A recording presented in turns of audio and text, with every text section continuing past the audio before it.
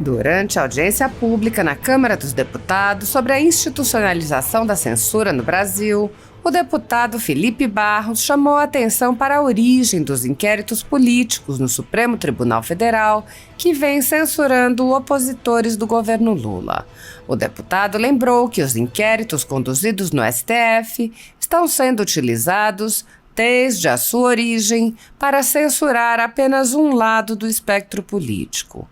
Felipe Barros pediu aos presentes que imaginassem uma situação hipotética em que os atos de censura e perseguição tivessem sido perpetrados pelos juízes da Operação Lava Jato, detalhando passo a passo ações abusivas que teriam sido tomadas na situação hipotética contra elementos da extrema esquerda. O deputado citou um autor muito caro à esquerda, Karl Marx, mencionando a afirmação de que a história se repete. Barros disse: ele dizia que a história se repete duas vezes, uma como tragédia e outra como farsa. A Lava Jato repetiu a Operação Mãos Limpas na Itália, incluindo inclusive eventuais abusos, mas se tornou trágica, porque foi derrotada por corruptos que conspiravam para se instalar novamente no Estado brasileiro. E agora, esses mesmos corruptos querem reprimir toda e qualquer oposição. O deputado prosseguiu: o STF está repetindo a coisa toda como farsa, porque não há crime, não há delação, não há prova de absolutamente nada. Não há nem objeto definido nesses inquéritos. Há só prisões utilizadas como método e intimidação que não produzem nada. Felipe Barros comparou os resultados da Operação Lava Jato com a ausência de resultados nos inquéritos políticos do STF e apontou: o que nós temos agora? Apenas inocentes presos sem critério em inquéritos ilegais em que não há absolutamente propina, não há corrupção, não há nenhum crime.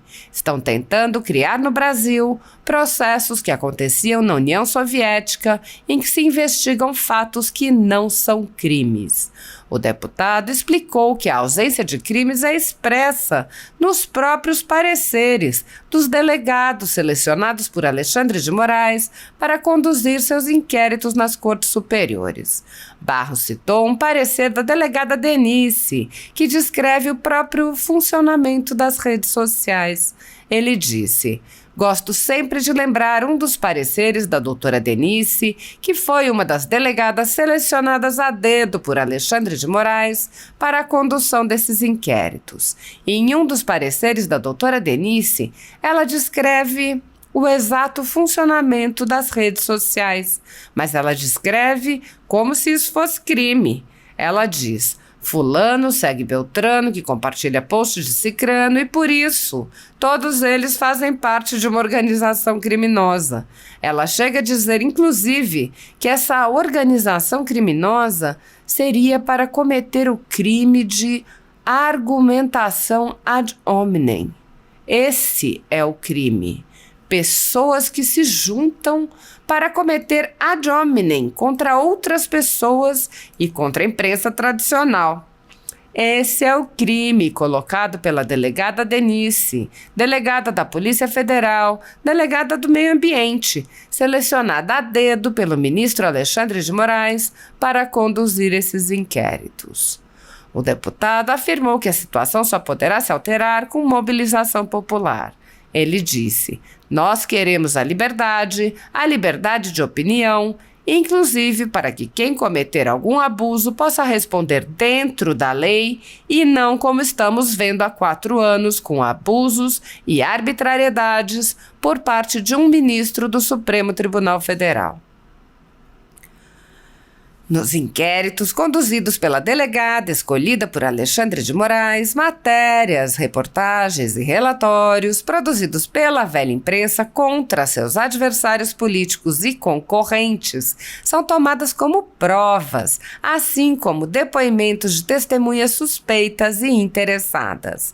Nesses inquéritos, direitos e garantias fundamentais são deixados de lado, em franca violação à Constituição, às leis leis e a tratados internacionais de que o Brasil é signatário. A Constituição Federal, além de garantir a liberdade de expressão e de manifestação e de proteger a liberdade de imprensa e os direitos dos jornalistas, também preconiza em seu artigo 5º, inciso 54, que ninguém será privado de seus bens sem o devido processo legal. A Declaração de Chapultepec, Carta de Princípios e Compromissos assinada pelo Brasil, salienta que uma imprensa livre é condição fundamental para que as sociedades resolvam seus conflitos, promovam o bem-estar e protejam sua liberdade. Não deve existir nenhuma lei ou ato de poder que restrinja a liberdade de expressão ou de imprensa, seja qual for o meio de comunicação. Por seu turno, o Pacto de São José da Costa Rica, a Convenção Americana sobre Direitos Humanos, promulgado pelo Brasil em 1992, estabelece em seu artigo 13 que toda pessoa tem direito à liberdade de pensamento e de expressão. Esse direito compreende a liberdade de buscar, receber e difundir informações e ideias de toda a natureza, sem consideração de fronteiras, verbalmente ou por escrito, ou em forma impressa ou artística, ou por qualquer outro processo de sua escolha, além de frisar que não se pode restringir o direito de expressão por vias ou meios indiretos, tais como abuso de controles oficiais ou particulares, de papel de imprensa, de frequências radioelétricas ou de equipamentos e aparelhos usados na difusão de informação, nem por quaisquer outros meios destinados a obstar a comunicação e a circulação de ideias e opiniões. Ademais, é frisado que o direito à liberdade de expressão não pode estar sujeito à censura prévia, mas a responsabilidades ulteriores que devem ser expressamente fixadas pela lei. O desrespeito ao devido processo legal e a violação ao sistema acusatório são marcas dos inquéritos políticos conduzidos pelo ministro Alexandre de Moraes e já foram denunciados pela ex-procuradora-geral da República, Raquel Dodge, que promoveu o arquivamento do inquérito das fake news, e também por inúmeros juristas, inclusive em livros como Inquérito do Fim do Mundo, Sereis como Deuses e, no mais recente, Suprema Desordem, Juristocracia e Estado de Exceção do Brasil. O ministro Alexandre de Moraes já foi chamado de xerife pelo então colega Marco Aurélio Mello pelos excessos cometidos em seus inquéritos. Até na imprensa internacional as denúncias vêm se avolumando. O ministro Cássio Nunes Marques já consignou em votos as violações a direitos humanos perpetradas por Moraes em seus inquéritos. Apesar das constantes denúncias, o Senado brasileiro segue inerte. Em consequência da inércia do Senado, a Comissão Interamericana de Direitos Humanos já recebeu, nos últimos anos, uma série de denúncias de violações a direitos, em especial à liberdade de expressão, relacionados aos inquéritos políticos conduzidos pelo ministro Alexandre de Moraes. Há pelo menos 4 anos, há pedidos para que a comissão mande cessar os inquéritos políticos conduzidos por Moraes. Em 2020, o ex-relator especial para a liberdade de expressão da Comissão Interamericana de Direitos Humanos, Edson Lanza, manifestou preocupação com a decisão de Alexandre de Moraes de censurar cidadãos nos inquéritos que conduz no Supremo Tribunal Federal. Lanza disse: acompanho com preocupação decisão do Supremo Tribunal Federal que mandou fechar dezenas de contas em redes de ativistas e blogueiros por alegado discurso de ódio. Deve-se provar, em cada caso, que foi ultrapassado o limite da incitação à violência, conforme disposto no item 5 do artigo 13 da Convenção Americana sobre Direitos Humanos, conhecida como Pacto de São José da Costa Rica. O Senado brasileiro continua inerte.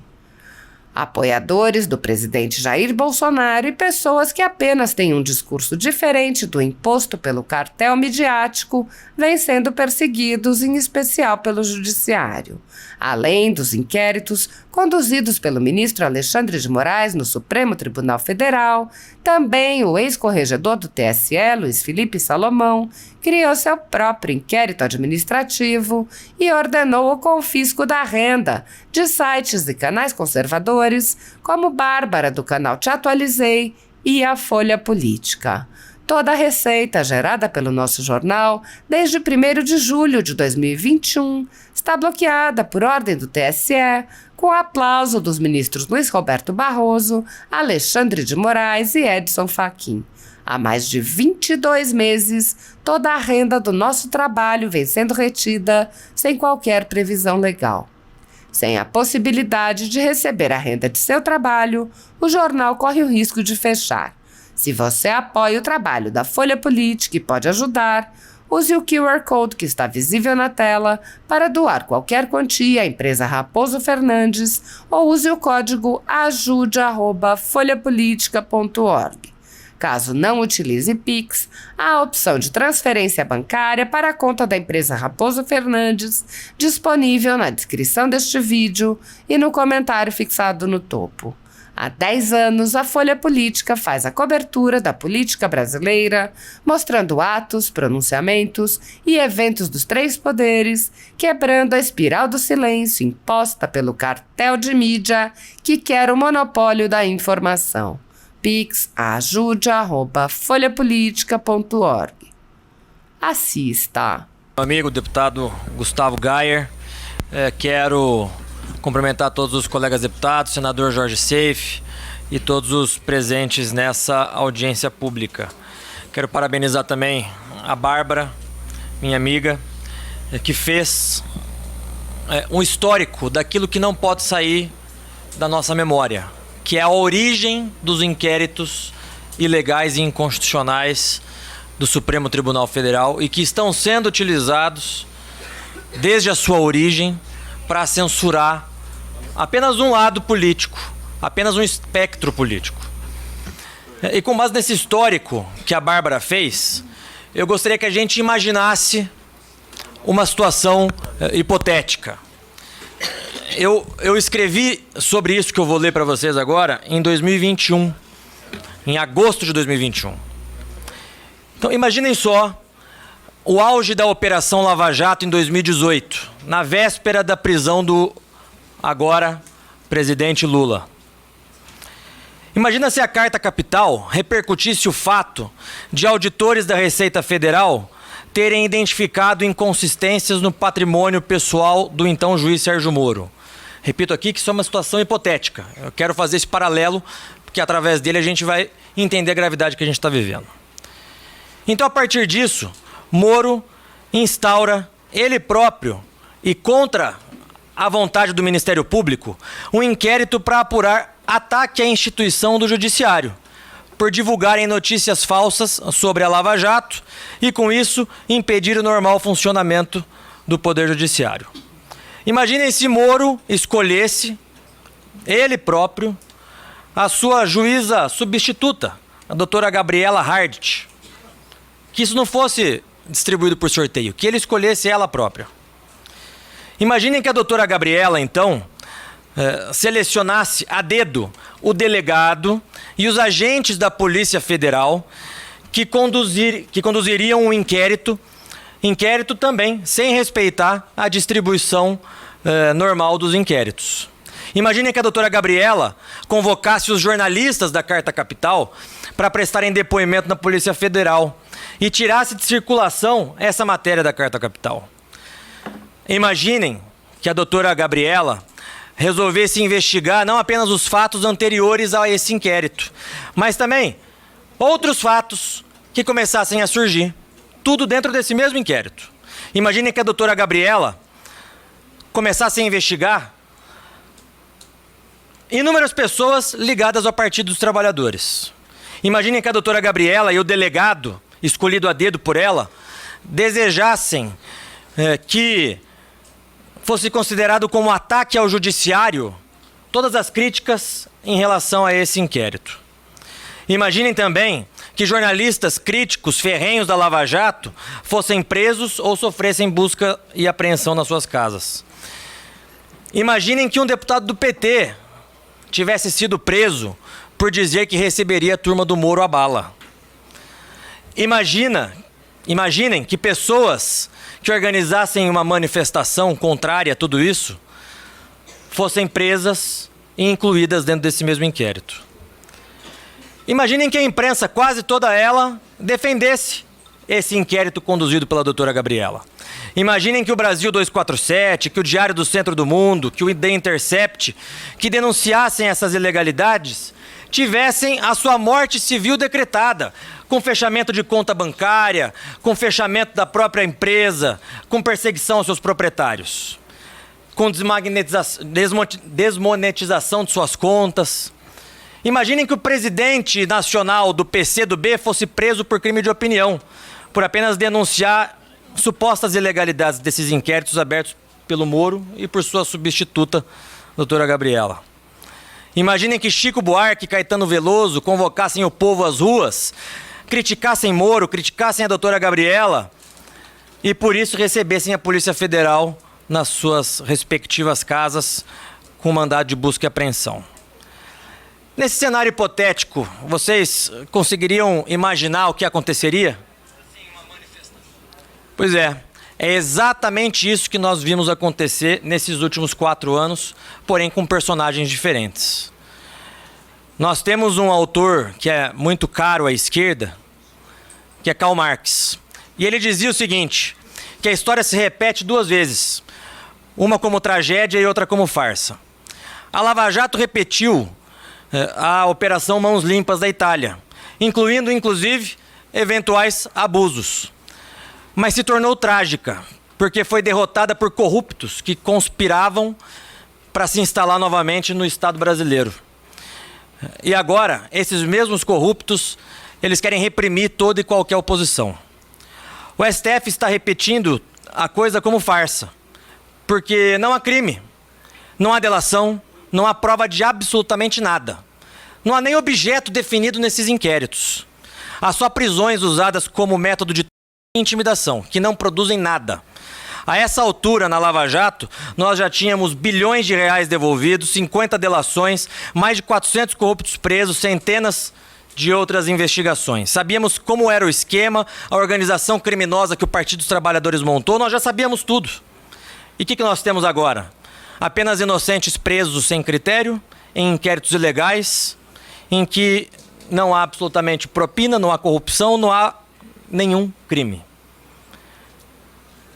Estão tentando criar no Brasil processos que aconteciam na União Soviética, em que se investigam fatos que não são crimes. A Bárbara bem mostrou aqui, e eu gosto sempre de lembrar um dos pareceres da doutora Denise, que foi uma das delegadas selecionadas a dedo pelo Alexandre de Moraes para a condução desses inquéritos. E em um desses pareceres da doutora Denise, ela descreve o exato funcionamento das redes sociais, mas ela descreve como se isso fosse crime. Ela diz, olha, fulano segue Beltrano, que compartilha o post do ciclano, e por isso todos eles fazem parte de uma organização criminosa. Ela chega a dizer, inclusive, que essa organização criminosa seria para cometer o crime de argumentação ad hominem. Esse é o crime. Pessoas que se juntam para cometer ad hominem contra outras pessoas e contra a imprensa tradicional. Esse é o crime colocado pela delegada Denise, delegada da Polícia Federal, delegada do Meio Ambiente, selecionada a dedo pelo ministro Alexandre de Moraes para conduzir esses inquéritos. Então, pessoal, eu particularmente, e já quero agradecer mais uma vez aos convidados e ao deputado Gayer, meu amigo, por ter feito essa audiência pública, mas eu só quero dizer que o projeto de lei 2630, o das fake news, o da censura, ele só foi momentaneamente derrotado graças à pressão popular. Então, eu entendo, inclusive, o papel que todos nós parlamentares temos de fazer o nosso dever. Mas, creio eu, que todos esses abusos só irão acabar com o povo na rua mais uma vez. O povo na rua para combater a censura. Nós queremos a liberdade de opinião. Inclusive, a liberdade de opinião para que, eventualmente, quem cometer algum abuso da sua liberdade de opinião possa responder dentro da lei, do Estado Democrático de Direito. E não, como nós estamos vendo acontecer há 4 anos, com abusos e arbitrariedades por parte de um ministro do Supremo Tribunal Federal. Obrigado. Obrigado, deputado.